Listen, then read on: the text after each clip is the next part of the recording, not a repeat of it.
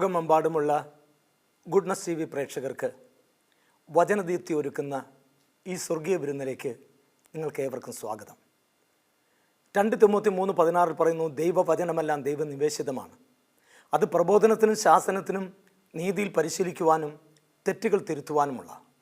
വചനദീപ്തി എന്ന ഈ സംരംഭത്തിലൂടെ ലോകജനതയ്ക്ക് പരിശുദ്ധാത്മാവ് നൽകുന്ന വചനത്തിൻ്റെ ഉൾക്കാമ്പ് കണ്ടെത്തുവാൻ, വചനത്തിൻ്റെ വെളിച്ചം പകരുവാൻ, വചനത്തിൻ്റെ ശക്തി തിരിച്ചറിയുവാൻ, വചനത്തിലെ സൗഖ്യം മനസ്സിലാക്കുവാൻ തമ്പുരാൻ ഒരുക്കിയിരിക്കുന്ന ഈ സ്വർഗീയ വിരുന്നിലേക്ക് ഒരിക്കൽ കൂടി നിങ്ങളേവരെയും സഹർഷം സ്വാഗതം ചെയ്തുകൊണ്ട് നമ്മൾ കടന്നു പോകുന്നത് സ്തുതി ആരാധനയുടെ ആവശ്യകതയെക്കുറിച്ച് തിരിച്ചറിയാം. മത്തായി സുവിശേഷം 6-ാം അധ്യായം അതിൻ്റെ 6-ാം തിരുവചനത്തിൽ പറയുന്നു, നീ പ്രാർത്ഥിക്കുമ്പോൾ മുറിയിൽ കടന്ന് കതകടച്ച് നിന്റെ ദൈവവുമായി ഏകാന്തതയിൽ പ്രാർത്ഥിക്കുക. ആർക്കാണ് ഏകാന്തതയിൽ പ്രാർത്ഥിക്കാൻ കഴിയുക?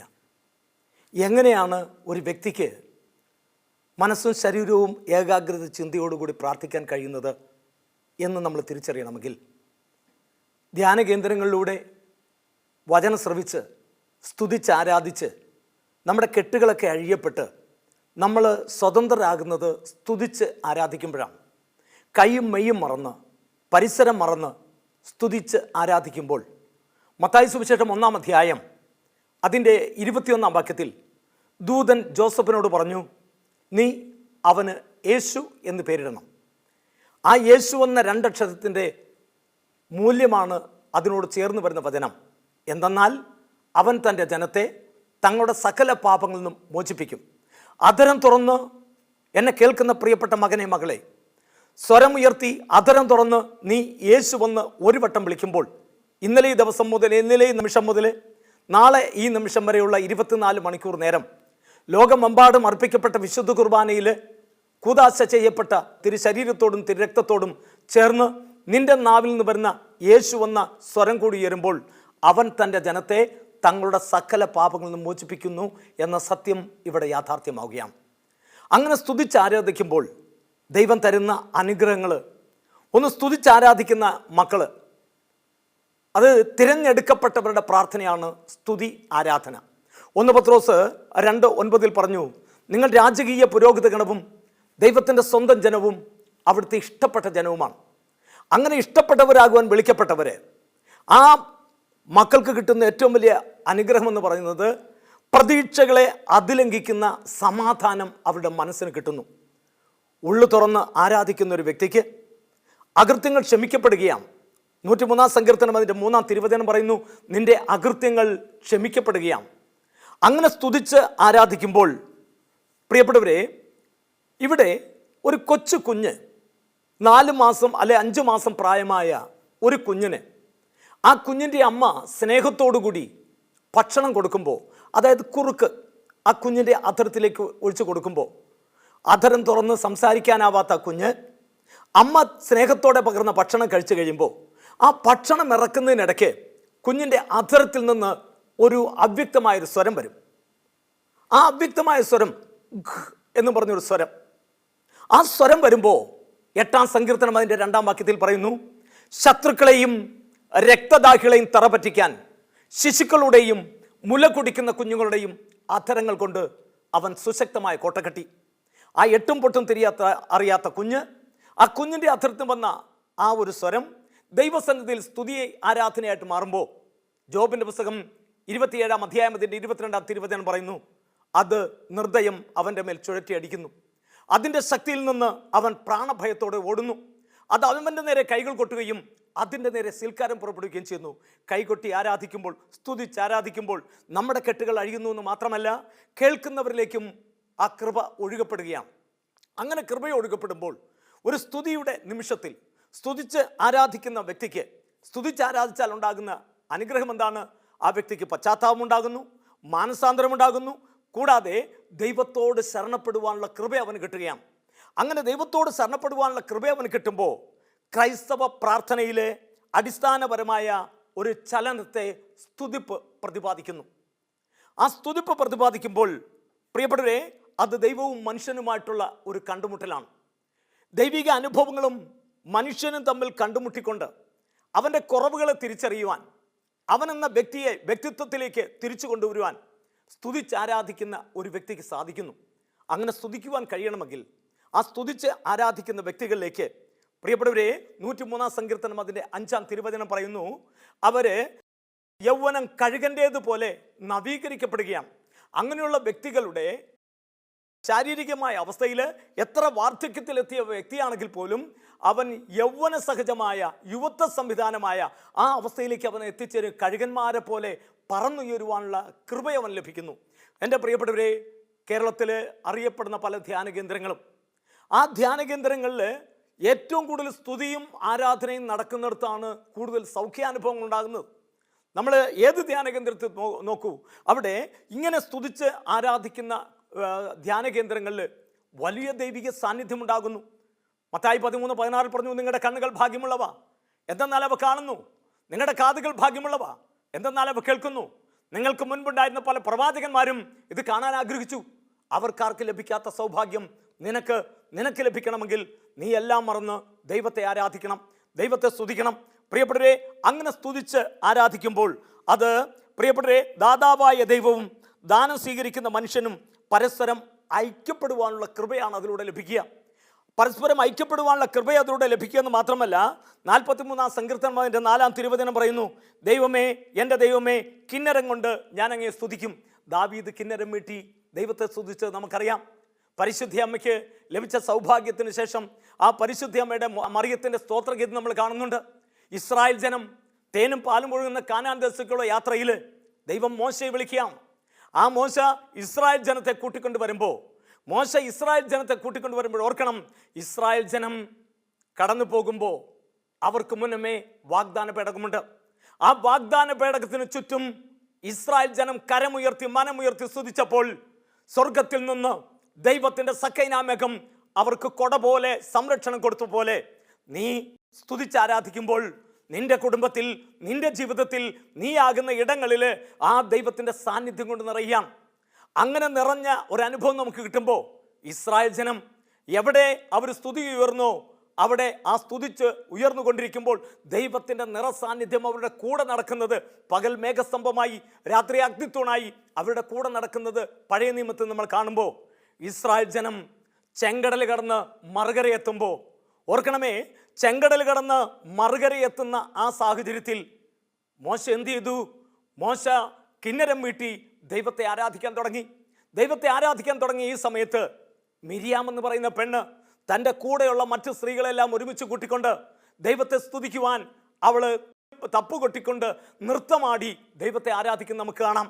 അങ്ങനെ ദൈവത്തെ ആരാധിച്ച ആ സമൂഹത്തിലൂടെ ദൈവം കൂടെ നടന്ന് പ്രവർത്തിച്ച അത്ഭുതങ്ങൾ നമ്മൾ കാണുന്നുണ്ട്. എൻ്റെ പ്രിയപ്പെട്ടവരെ, മറ്റുള്ളവരുടെ മുൻപിൽ നമ്മൾ എന്തിനാണ് സ്തുതിക്കുന്നത്? മറ്റുള്ളവർ എന്ത് വിചാരിക്കും? മനുഷ്യനെ പ്രീതിപ്പെടുത്താനല്ല. ഗലാത്യക്കാർക്ക് എഴുതിയ ലേഖനം 1-ാം അധ്യായം അതിൻ്റെ 10-ാം തിരുവചനം പറയുന്നു, ഞാനിപ്പോൾ മനുഷ്യരുടെ പ്രീതിയാണോ അന്വേഷിക്കുന്നത് അതോ ദൈവത്തിൻ്റെ പ്രീതിയാണോ അന്വേഷിക്കുന്നത്? മനുഷ്യരുടെ പ്രീതിയാണ് ഞാൻ അന്വേഷിക്കുന്നതെങ്കിൽ ഒരിക്കലും ഞാൻ ആയിരിക്കുന്ന ഈ അവസ്ഥയിലെത്തുമായിരുന്നില്ല. അതേ പ്രിയപ്പെട്ടവരെ, ദൈവത്തിൻ്റെ പ്രീതിക്കായിട്ട് നമ്മൾ ജീവിക്കേണ്ടവരാണ്. അങ്ങനെ ദൈവത്തിൻ്റെ പ്രീതിക്കായിട്ട് നമ്മൾ ജീവിക്കുമ്പോൾ ദൈവം നമ്മുടെ ജീവിതത്തിൽ ചൊരിയുന്ന അനുഗ്രഹങ്ങൾ സങ്കീർത്തകൻ പറയുന്നു. 42-ാം സങ്കീർത്തനം 7-ാം തിരുവചനം പറയുന്നു, അങ്ങയുടെ വെള്ളച്ചാട്ടത്തിൻ്റെ ഇരമ്പൽ കൊണ്ട് ആഴത്തെ വിളിക്കുന്നു എന്ന് പറയാൻ.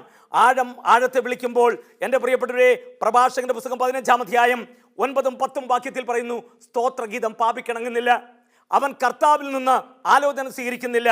പ്രിയപ്പെട്ടവരെ, ജ്ഞാനത്തിൻ്റെ ബഹിർസ്ഫുരണമാണ് സ്തോത്രഗീതം. കർത്താവാണ് അതിന് അവരെ പ്രചോദിപ്പിക്കുന്നത്. തിരിച്ചറിയണം, ജ്ഞാനത്തിൻ്റെ ബഹിർസ്ഫുരണം, ജ്ഞാനം കൊണ്ട് നിറയുന്ന ഒരു വ്യക്തിയുടെ ഉള്ളിൽ നിന്ന് വരുന്ന ബഹിർസ്ഫുരണമാണ് സ്തോത്രഗീതമെന്ന് തിരിച്ചറിയണം. അങ്ങനെ നീ സ്തുതിച്ചാരാധിക്കുമ്പോൾ ദൈവം നിന്റെ ആളുകളായി ലഭിക്കാതെ പോയ സൗഭാഗ്യങ്ങളൊക്കെ തിരികെ തരികയും നിന്റെ ആവശ്യങ്ങൾ അറിഞ്ഞ് ദൈവം നിന്നെ സഹായിക്കുകയും ചെയ്യും. പ്രിയപ്പെട്ടവരെ, സ്തുതിച്ചാരാധിക്കുന്ന ഒരു വ്യക്തിക്ക് ആ സാമ്പത്തികമായ മേഖലയിൽ വലിയ ഉയർച്ച, ആത്മീയമായ മേഖലയിൽ ഉയർച്ച പോലെ തന്നെ ആ വ്യക്തിയുടെ സാമ്പത്തികമായ മേഖലയിൽ ഉയർച്ച കിട്ടും.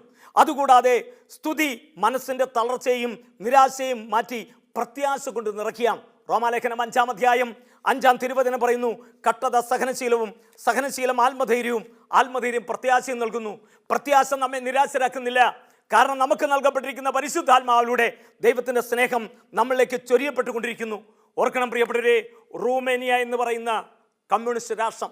ആ കമ്മ്യൂണിസ്റ്റ് രാഷ്ട്രത്തിൽ വചനം പ്രഘോഷിച്ച് കർത്താവിൻ്റെ തിരുവചനം പ്രഘോഷിച്ചെന്നുള്ള ഒറ്റ കാരണത്താൽ കർത്താവിൻ്റെ ഒരു ദൈവദാസനെ ബുംബ്രാണ്ട് എന്ന് പറയുന്ന വ്യക്തിയെ, ഓർക്കണം, ആ വ്യക്തിയെ മൃഗീയമായിട്ട് ചമ്മട്ടികളാൽ അടിച്ച് ഉപദ്രവിച്ച് ഏതാണ്ട് 6 അടി 6 ഇഞ്ച് ഉയരമുള്ള ഒരു യഹൂദ മതത്തിൽപ്പെട്ട വ്യക്തിയാണ് ബുംബ്രാണ്ട്. ആ വ്യക്തിക്ക് വെറും 4 അടി മാത്രം ഉയരമുള്ള പട്ടിക്കൂടിൻ്റെ വലിപ്പമുള്ള ഒരു ഇരുമ്പ് കൂട്ടിൽ അദ്ദേഹത്തെ ചങ്ങലക്കിടുകയാണ്.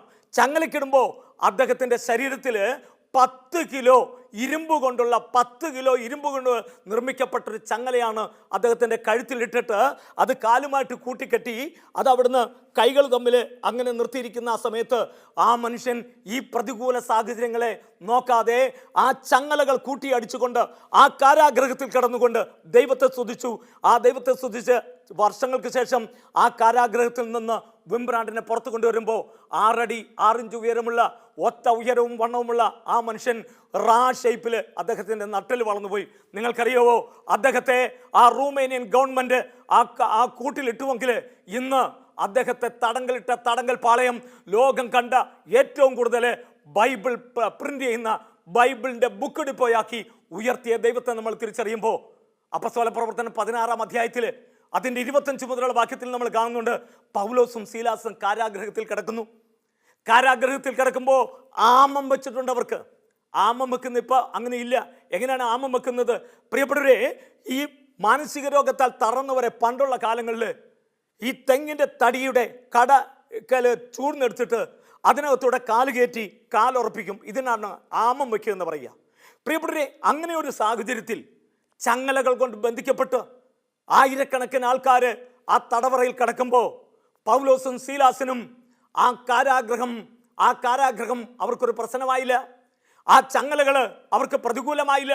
അവരെന്ത് ചെയ്തു? തന്നിൽ പ്രത്യാശ വെക്കുന്നതെ രക്ഷിക്കുന്ന ദൈവം. പ്രഭാഷകന്റെ പുസ്തകം 2-ാം അധ്യായം അതിൻ്റെ 10-ാം വാക്യത്തിൽ പറയുന്നു, അവിടുത്തെ വിളിച്ചപേക്ഷിച്ചിട്ട് ആരാണ് ഭഗ്നാശരായിരിക്കുന്നത്? അവിടുത്തെ വിളിച്ചപേക്ഷിച്ചിട്ട് ആരാണ് പരിത്യക്തരായിരിക്കുന്നത്? ഇല്ല മക്കളെ, ഒരുവനെ പോലും അവൻ തള്ളിക്കളഞ്ഞില്ല. നിന്റെ പ്രാർത്ഥനയ്ക്ക് ഉത്തരം നൽകുന്നവനാണ്. നിന്റെ കണ്ണുനീര് കുപ്പിയിൽ ശേഖരിക്കുന്നവനാണെങ്കിൽ നിന്റെ പ്രാർത്ഥനയ്ക്കും യാചനയ്ക്കും മറുപടി നൽകാൻ നീ എവിടെയായിരിക്കുന്നുവോ അവിടെ നീ സ്തുതിച്ച് ആരാധിക്കുമ്പോൾ നീ ആയിരിക്കുന്ന ഇടങ്ങളിൽ അത്ഭുതം പ്രവർത്തിക്കുന്ന കർത്താവ്. അതിൻ്റെ പ്രകടമായ സാക്ഷ്യമാണ് പൗലോസും സീലാസും കാരാഗ്രഹവാസത്തിലായിരിക്കുമ്പോൾ. ആ കാരാഗ്രഹത്തിൽ കിടക്കുമ്പോൾ രാത്രിയുടെ യാമത്തിൽ അവരെന്താണ് ചെയ്തത്? ചങ്ങലകൾ കൂട്ടിയടിച്ചുകൊണ്ട് ദൈവത്തെ ആരാധിക്കാൻ തുടങ്ങി, ദൈവത്തെ സ്തുതിക്കുവാൻ തുടങ്ങി. ദൈവത്തെ ആരാധിച്ച് സ്തുതിച്ചു കഴിഞ്ഞോ പ്രിയപ്പെട്ടവരെ, ഇവരുടെ കൂടാരത്തിന്, ഇവരുടെ തടവറയ്ക്ക് കാവൽ നിൽക്കുന്ന കാവൽക്കാരനുണ്ട്. എന്നാൽ ഈ കാവൽക്കാരന് എന്തും ചെയ്യാൻ ഇവർക്ക് അധികാരമുണ്ട്. അടുത്ത പ്രഭാതത്തിൽ ഇതാ അവരെ കൊണ്ടുവന്ന് രാജാവിൻ്റെ മുൻപിൽ കൊണ്ട് സമർപ്പിക്കാനുള്ളതാ, ശിക്ഷിക്കാൻ വേണ്ടി. അടുത്ത ദിവസം ഇവരെ ശിക്ഷിക്കാൻ പോവുകയാണ്. പക്ഷേ അടുത്ത ദിവസം ശിക്ഷയാണെന്ന് കണ്ടുകൊണ്ട് അവര് അമാന്തിച്ചില്ല.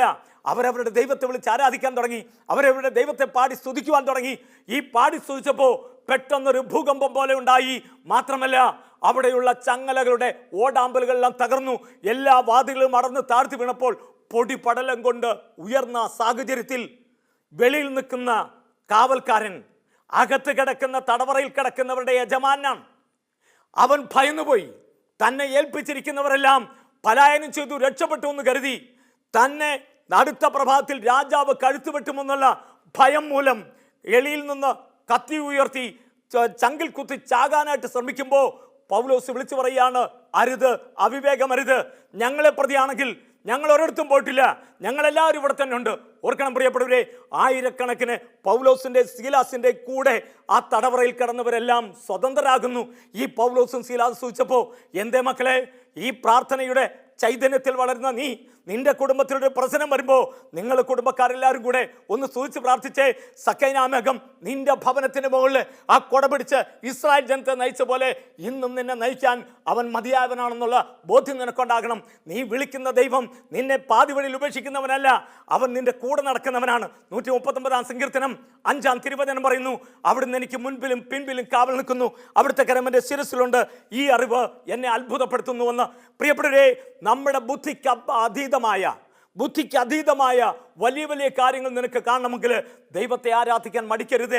ദൈവത്തെ സ്തുതിച്ച് ആരാധിക്കുന്ന ഇടങ്ങളിലൊക്കെയും ചെങ്കടൽ കടത്തി മറുകരയെത്തിച്ച ഇസ്രായേൽ ജനത്തെ പോലെ നിന്നെ തടസ്സങ്ങൾ മാറ്റി നിന്നെ മറുകരയെത്തിക്കാൻ കർത്താവിന് കഴിയുമെന്ന് ഓർക്കണം പ്രിയപ്പെട്ടവരെ. ഇവിടെ ജെറീക്കോ കോട്ട ഭീമാകാരമായി ഉയർന്നിൽക്കുന്ന ഇസ്രായേൽ ജനത്തിന് മുൻപിൽ, ചെങ്കടൽ കടന്നു വരുന്ന ഇസ്രായേൽ ജനത്തിന് മുൻപിൽ ഇതാ ഭീമാകാരമായ ജെറീക്കോ കോട്ട. ആ കോട്ട കടക്കാൻ ഒരു മാർഗമില്ല വന്നപ്പോൾ അവരെന്താണ് ചെയ്തത്? പ്രിയപ്പെട്ടവരെ, അവർ ആ കോട്ടയ്ക്ക് ചുറ്റും നടന്ന് 7 ആവർത്തി സ്തുതിക്കുന്നത് കാണാം. 7ാമത്തെ വട്ടം 7 ആവർത്തി സ്തുതിച്ചു കഴിഞ്ഞപ്പോൾ അവരുടെ മുമ്പിൽ തടസ്സമായി നിന്ന ആ ജെറീക്കോ കോട്ട തകർന്ന് തരിപ്പണമായി. ഇസ്രായേൽ ജനം ഇതാ അവർ ലക്ഷ്യസ്ഥാനത്തേക്ക് എത്തുന്ന നമ്മൾ കാണുകയാണ്. നോക്കണം പ്രിയപ്പെട്ടവരെ, ഉൽപ്പത്തി മുതൽ വെളിപാട് വരെയുള്ള വചനഭാഗത്തിലൂടെ കടന്നുപോയപ്പോൾ എവിടെയൊക്കെ മക്കളൊന്നു ചേർന്ന് സ്തുതിച്ചിട്ടുണ്ടോ അവിടെയെല്ലാം ദൈവത്തിൻ്റെ ചൈതന്യവും ദൈവത്തിൻ്റെ ഇടപെടലും ഉണ്ടായി. ദൈവത്തിൻ്റെ ഇടപെടൽ ഉണ്ടാകാൻ നമ്മൾ കാണാൻ സാധിക്കുന്നു. പ്രിയപ്പെട്ടവരെ, 2 സാമുവേൽ പുസ്തകം അതിൻ്റെ 6-ാം തിരുവചനത്തിൽ അവിടെ ഇങ്ങനൊരു സംഭവം കാണാം. ആ 2 സാമുവേൽ പുസ്തകം 6-ാം അധ്യായത്തിൽ ഇസ്രായേൽ ജനം കടന്നു വരുമ്പോൾ ഇവർക്ക് മുന്നമേ പോയ വാഗ്ദാന പേടകം പോകെ ഇവർക്കൊക്കെ ഒരുപാട് സമ്പത്തെല്ലാം ആയി കഴിഞ്ഞപ്പോൾ ഇവരെന്ത് ചെയ്തു? ഈ പേടകം പിന്നീട് കാളവണ്ടിയിൽ കെട്ടിവലിക്കുകയാണ്. കാളവണ്ടിയിൽ കെട്ടിവലിച്ച് പാടത്തെത്തിക്കഴിഞ്ഞപ്പോൾ കാള രണ്ടും 2 ദിക്കിലേക്ക് ഓടി. 2 ദിക്കിലേക്ക് ഓടിക്കഴിഞ്ഞപ്പോൾ ഈ പേടകം ഒന്ന് കുലുങ്ങി. പേടകം കുലുങ്ങിയപ്പോൾ ഉസ കയറി അതിൽ തൊട്ടു. മറിയാതിരിക്കാൻ അതേ പിടിച്ചതും ഈ ഉസ അവിടെ നിന്ന് ആ നിമിഷം അവൻ മരിച്ചുപോയി. അപ്പോൾ ദാവീദിന് ദൈവത്തോട് കോപമുണ്ടായി, ദൈവത്തോട് പരിഭവമുണ്ടായി. പ്രിയപ്പെട്ടവരെ, ആ പേടകത്തെ ഭയന്ന് ദാവീദ് കൊണ്ടുപോയി അത് ഓബേദോദോമിൻ്റെ ഭവനത്തിൽ അത് ഉറപ്പിക്കുകയാണ്. ഓബേദോദോമിൻ്റെ ഭവനത്തിൽ ഈ പേടകം സ്ഥാപിക്കപ്പെട്ടു. ഏതാണ്ട് 3 മാസം കഴിഞ്ഞപ്പോൾ 2 സാമുവേൽ പുസ്തകം 6-ാം അധ്യായം നമ്മൾ വായിച്ചു വരുമ്പോൾ കാണാം, 3 മാസത്തിനുള്ളിൽ ദൈവത്തിൻ്റെ ആത്മാവ് ദാവീദിനോട് പറയുകയാണ്, എന്നെ ഇവിടെ ഇരുത്തിയിട്ട് നീ വന്ന് നല്ല ഭവനത്തിൽ എനിക്കൊരാലയം പണിയണം. പ്രിയപ്പെട്ടവരെ, അങ്ങനെ ആ സ്വപ്നം കണ്ട മാത്രയിൽ ദാവീദ് രാജാവ് പരിവാരങ്ങളോടെ ഓബേദോദോമിൻ്റെ ഭവനത്തിലെത്തിയപ്പോൾ 3 മാസങ്ങൾക്ക് മുമ്പ് ഈ പേടകം അവിടെ സ്ഥാപിക്കപ്പെട്ടപ്പോൾ കണ്ട ഓബേദോദോമിനെയും ഭാര്യയും മക്കളെയും അല്ല ഇപ്പം കാണുന്നത്. ഓബേദോദോമിൻ്റെ ഭവനത്തിനാകെ മാറ്റം വന്നു. ഓബേദോദോമിൻ്റെ ശാരീരികമായ ഭാഷയ്ക്ക് മാറ്റമുണ്ടായി. അവൻ്റെ ശാരീരികമായ അവസ്ഥകൾ മാറി, അവൻ്റെ ഭാര്യയുടെ അവസ്ഥകൾ മാറി. അവരൊക്കെ വളരെ സൗന്ദര്യവും വളരെ ആകാരവടിവും കൊണ്ട് നിറഞ്ഞു. പ്രിയപ്പെട്ടവരെ, ദാവീദ് രാജാവ് ചോദിക്കുകയാണ്, ഓബേദോദോമേ, അവൻ്റെ തൊഴുത്തിലേക്ക് നോക്കുമ്പോൾ അവിടെ നിറയെ പശുക്കളും ആടുകളും അതുപോലെ തന്നെ അവിടുത്തെ വൃക്ഷലതാദികളൊക്കെ ഏറെ കായ്ഫലം കൊണ്ട് നിറഞ്ഞിരിക്കുന്നു. ഒരു സമ്പൽ സമൃദ്ധിയുടെ അവസ്ഥയെത്തിയിരിക്കുന്നു. കഴിഞ്ഞ 3 മാസത്തിനു മുമ്പ് കണ്ട സ്ഥലമല്ല ഈ സ്ഥലമെന്ന് ദാവീദിന് കണ്ടപ്പോഴും മനസ്സിലായി. ദാവീദ് ഓബേദോദോമിനോട് ചോദിക്കുകയാണ്, എങ്ങനെയാണ് നിനക്ക് ഇത്ര സൗഭാഗ്യങ്ങളൊക്കെ വന്നത്? അപ്പോൾ ഓബേദോദോം പറയുന്നൊരു വാക്യമുണ്ട്, ആ പേടകം എപ്പോഴെൻ്റെ ഭവനത്തിൽ വന്നുവോ അപ്പോൾ മുതൽ എൻ്റെ ഭവനത്തിന് ഉയർച്ചയായി. ആ ഭവനം അവിടെ വന്നപ്പോൾ മുതൽ ഞങ്ങൾക്ക് വെറുതെ ഇരിക്കാൻ കഴിഞ്ഞില്ല.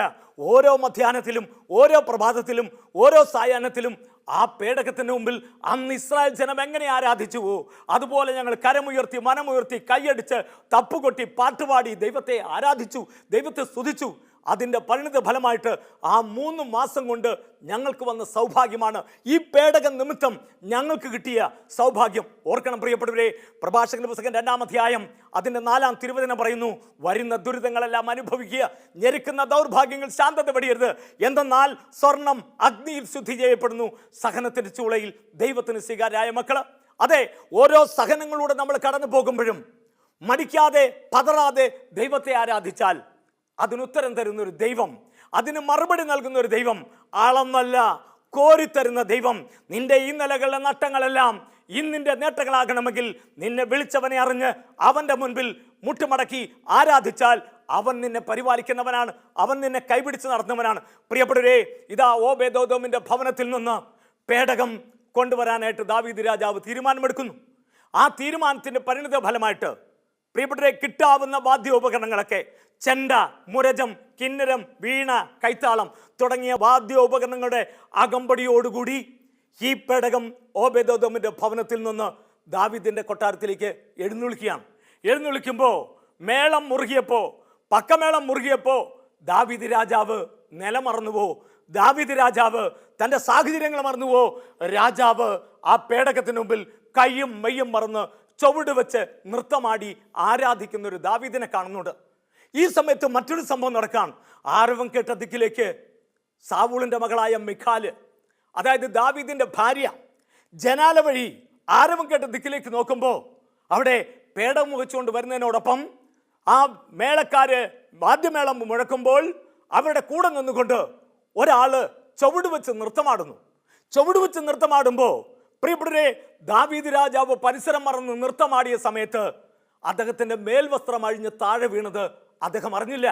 2 സാമുവേൽ പുസ്തകം 6-ാം അധ്യായത്തിലെ 14-ാം വാക്യത്തിൽ നേരിയ ചണനൂല് കൊണ്ടുള്ള ഒരു അരക്കച്ച മാത്രമേ അദ്ദേഹത്തിന്റെ അരയിലുണ്ടായിരുന്നുള്ളൂ. അദ്ദേഹം അറിഞ്ഞില്ല. അദ്ദേഹത്തിന്റെ പരിസരം മറന്നുപോയി. അദ്ദേഹം എല്ലാം മറന്ന് ആടിപ്പാടിയപ്പോ, എൻ്റെ പ്രിയപ്പെട്ട, ഈ സമയത്താണ് രാജകുമാരി സാവൂളിന്റെ മകള് മിഖാല് ജനാല തുറന്ന് നോക്കുമ്പോൾ, ആരവം കേട്ട ദിക്കിലേക്ക് നോക്കുമ്പോൾ, ആ പേടകത്തിന് മുമ്പിൽ നാമമാത്രമായ വസ്ത്രം ധരിച്ചുകൊണ്ട്, ഒരു അരക്കച്ച മാത്രം ധരിച്ചുകൊണ്ട് ഒരു വ്യക്തി ചുവട് വെക്കുന്ന കണ്ടപ്പോൾ ഭാര്യയ്ക്ക് മനസ്സിലായി, ആ ചലനം കണ്ടപ്പോൾ മനസ്സിലായി അത് തൻ്റെ ഭർത്താവാണെന്ന്. അവൾ ദേഷ്യത്തില് ആ വാതിലങ്ങ് കൊട്ടിയടച്ചു, ജനാലയുടെ വാതിൽ കൊട്ടിയടച്ചു. എന്നിട്ട് അവൾ വീട്ടിലേക്ക് കതക് പടച്ച് അവൾ കയറി കിടക്കുകയാണ്. ദാവീദ് രാജാവ് പേടകവുമായിട്ട് വന്നു. അവിടെ സമാധാന ബലി അർപ്പിച്ചു, ദൈവത്തിന് കൃതജ്ഞതാ ബലി അർപ്പിച്ചു, ദൈവത്തെ ആരാധിച്ചു. അപ്പോഴാണ് ഒരു ബാലന്റെ കയ്യിൽ തൻ്റെ മേൽവസ്ത്രം ഇരിക്കുന്നത് കണ്ടത്. എവിടെ നിന്നാടാ എന്ന് ചോദിച്ചപ്പോൾ അങ്ങയുടെ ശരീരത്തിന് താഴെ വീണതാ. പെട്ടെന്ന് അദ്ദേഹം വാങ്ങി ഇത് ധരിച്ച് ബലിയൊക്കെ അർപ്പിച്ച് തിരിച്ച് ഭവനത്തിലേക്ക് വന്ന് ഭാര്യ എടുത്ത് വരുമ്പോൾ ഭാര്യ പറയാണ്, ഇന്ന് രാജാവ് തൻ്റെ നില മറന്നുപോ, രാജാവ് തൻ്റെ ബലം മറന്നുപോയി, രാജാവ് തന്നെ മറന്നു. എന്താ കാര്യമെന്ന് ദാവീദ് രാജാവ് ചോദിക്കുകയാണ്. അപ്പോൾ പറയാണ്, ഇന്ന് സാധാരണ നിങ്ങളൊരു രാജാവല്ലേ, നിങ്ങൾ ഈ നാട് ഭരിക്കുന്ന രാജാവാ, എന്നിട്ട് രാജാവിൻ്റെ രാജ്യത്വം മറന്ന് തുണി പോലുമില്ലാതെ മറ്റുള്ള മുമ്പിൽ ചുവട് വെച്ച് നൃത്തമാടി. ഇത് ഇത്ര നാണം കെട്ടൊരു പരിപാടി നടത്താൻ നിങ്ങൾക്ക് നാണമില്ലേ? അപ്പോൾ ആ മകളോട് ദാവീദ് പറയുന്ന ഒരു വാക്യമുണ്ട്. അതിൻ്റെ 23 മുതൽ വാക്യത്തിലേക്ക് കടന്നു വരുമ്പോൾ, 2 സാമുവേൽ പുസ്തകം 6-ാം അധ്യായം അതിൻ്റെ 23-ാം വാക്യത്തിലേക്ക് കടന്നു വരുമ്പോൾ കാണാം, ദാവീദ് പറയാണ്, ഞാൻ വെറും ഒരു ആട്ടിടയനായിരുന്നു, എൻ്റെ അപ്പൻ എന്നെ ആടുകളെ മേയ്ക്കാനാണ് വിട്ടത്. പക്ഷേ എൻ്റെ അപ്പനും സഹോദരങ്ങൾക്കും ഞാൻ വിലയില്ലാത്തവനായിരുന്നു, ഞാൻ വിലകെട്ടവനായിരുന്നു. എന്നാൽ സാമൂൽ എന്നൊരു പ്രവാചകനെ പറഞ്ഞു വിട്ടപ്പോൾ ദാവീദ് തൻ്റെ 7 മക്കളെ നിരക്കി നിർത്തി. അപ്പോൾ സാമൂൽ പറയാണ്, ഇവരിലൊന്നും ദൈവ ചൈതന്യം കാണുന്നില്ല. ഇനി ആരെങ്കിലും ഉണ്ടോ? ഉണ്ട്. അവനെ ഒരു കാശിനും കൊള്ളത്തില്ല, അവൻ ആടുകളുമായിട്ട് മേയ്ക്കാൻ പോയിരിക്കുക, എപ്പോഴാണ് വരുന്നതെന്ന് ആൾ അറിയില്ല. സാമൂൽ പ്രവാചകൻ പറയാണ്, ആളയച്ച് അവനെ വിളിപ്പിക്കുക.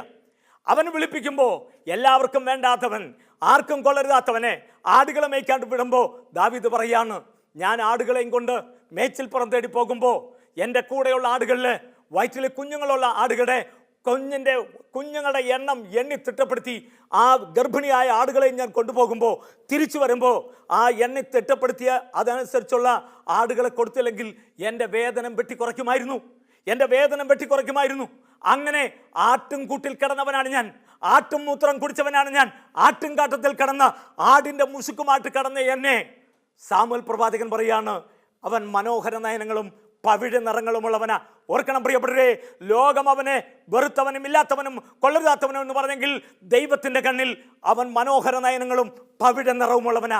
എന്നെ കേൾക്കുന്ന പ്രിയപ്പെട്ട മകനെ, മകളെ, ഈ വചനദീപ്തി എന്ന ഈ സ്വർഗീയ വിരുന്നിൽ പങ്കാളിയായിരിക്കുന്ന നിങ്ങൾ ഓരോരുത്തരും ഓർക്കുക, നിങ്ങൾക്ക് എൻ്റെ ദൈവം തന്നിരിക്കുന്ന മാനം. നീ പവിഴ നിറമാ, നീ മനോഹര നയനമാ. മറ്റുള്ളവർ നിന്നെ വെറുക്കട്ടെ, പക്ഷേ എൻ്റെ ദൈവത്തിന് നീ വേണ്ടപ്പെട്ടവനാ, എൻ്റെ ദൈവത്തിന് നീ പ്രിയപ്പെട്ടവനാ. ഓർക്കണം പ്രിയപ്പെട്ടവരെ, ആ ദാവീദ് ഭാര്യയോട് പറയാണ്, അങ്ങനെ ആടുകളെ മേച്ച് നടന്ന എന്നെ നിന്റെ നാട്ടിൽ കൊണ്ടുവന്ന് നിന്റെ അപ്പനെയും നിന്റെ അപ്പൻ്റെ ആൾക്കാരെയും നിന്റെ നാട്ടുകാരെയും ഭരിക്കുവാൻ എനിക്ക് അധികാരം തന്ന എൻ്റെ ദൈവത്തിൻ്റെ മുമ്പിൽ ഞാൻ ആടും പാടും എന്ന് പറഞ്ഞുകൊണ്ട് ദാവീദ് ദൈവത്തിൻ്റെ മുമ്പിൽ ആനന്ദ നൃത്തമാടുമ്പോൾ നിങ്ങൾക്കറിയുമോ, 23-ാം വാക്യം പറയാണ്, ദൈവത്തെ സ്തുതിച്ചു എന്നുള്ള ഒരൊറ്റ കാരണത്തിൽ ദാവീദിനെ അവഹേളിച്ചതിൻ്റെ പേരിൽ ദാവീദിൻ്റെ ഭാര്യ മിഖാലിന് മരണം വരെ ഒരു കുഞ്ഞിനെ ഗർഭം ധരിക്കാനോ അതിനെ താലോലിക്കുവാനുള്ള ഭാഗ്യമുണ്ടായില്ല. ദൈവം അവളെ അനുഗ്രഹിച്ചില്ല. കാരണം എന്താണ്? ദൈവത്തെ ആരാധിക്കുന്നത് ഒരു കുറച്ചിലായിട്ട് കാണാതെ, ദൈവത്തെ സ്തുതിക്കുന്നത് അതൊരു മഹത്വമായിട്ട് കണ്ടുകൊണ്ട് ദൈവത്തോട് ചേർന്ന് നമുക്ക് ദൈവത്തെ ആരാധിക്കാം.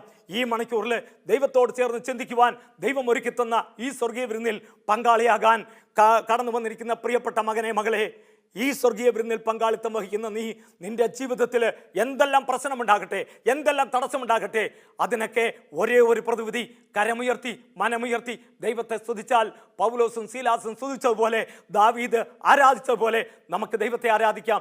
ഇസ്രായേൽ ജനം ചെങ്കടൽ കടന്ന് മറുകരയെത്തുമ്പോൾ തങ്ങളെ ആക്രമിക്കാൻ വന്നവര് ഉപ്പുവെള്ളം കുടിച്ച് മരിക്കുന്ന കാഴ്ച കണ്ട് മോശ ദൈവത്തെ സ്തുതിച്ച് ആരാധിക്കുന്ന നമുക്ക് കാണാം. അതുപോലെ പ്രിയപ്പെട്ടവരെ, നിന്റെ വശത്ത് 1000 പേരും നിന്റെ വലതുവശത്ത് 10000 പേരും വിളക്കാം, എങ്കിലും നിനക്കൊരു അനർത്ഥം സംഭവിക്കാതെ നിന്നെ ഉള്ളങ്കയിൽ പരിപാലിക്കുന്ന ഒരു ദൈവം നിനക്കുണ്ട്. ആ ദൈവത്തോട് ചേർന്ന് നമുക്ക് ദൈവത്തെ ആരാധിക്കാം. ദൈവം നിങ്ങളെല്ലാവരെയും സമൃദ്ധമായി അനുഗ്രഹിക്കട്ടെ. നിങ്ങളുടെ ജീവിതത്തിൽ ഇന്നലെ വരെ ലഭിക്കാതെ പോയ സൗഭാഗ്യങ്ങൾ സ്തുതി ആരാധിച്ച് 10 ദിവസം അടുപ്പിച്ച് നീ സ്തുതിക്ക്. 11ാമത്തെ ദിവസം നിന്റെ ജീവിതത്തിൽ ദൈവത്തിൻ്റെ ഇടപെടലുണ്ടാകും. ദൈവം നിങ്ങളെല്ലാവരെയും സമൃദ്ധമായി അനുഗ്രഹിക്കട്ടെ എന്ന് ആശംസിച്ചുകൊണ്ട് പിതാവിൻ്റെയും പുത്രൻ്റെയും പരിശുദ്ധാത്മാവിൻ്റെയും നാമത്തിൽ ആമേൻ.